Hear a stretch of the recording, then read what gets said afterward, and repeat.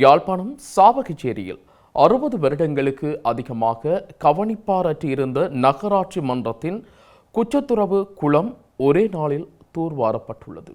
உள்ளூராட்சி வாரத்தின் ஆரம்ப நாளான நேற்று மேசாலை கிழக்கு வட்டாரத்தில் நகராட்சி மன்றத்தின் நடமாடும் சேவை முன்னெடுக்கப்பட்டது.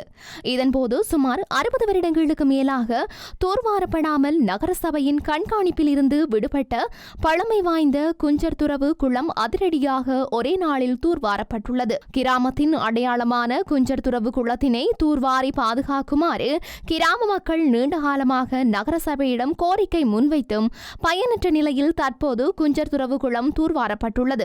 நகரசபையின் கடந்த மாதாந்த அமர்வில் உபதவிசாளரினால் முன்மொழியப்பட்ட மரபுரிமை சின்னங்கள், கிணறுகள், கேணிகள், குளங்கள் என்பவற்றை பாதுகாக்க வேண்டும் என்ற ஏகமனதான பிரேரணைக்கு அமையவே உள்ளூராட்சி வாரத்தின் முதல் நாளில் குஞ்சர்துறவு குளம் தூர்வாரும் பணி முன்னெடுக்கப்பட்டது.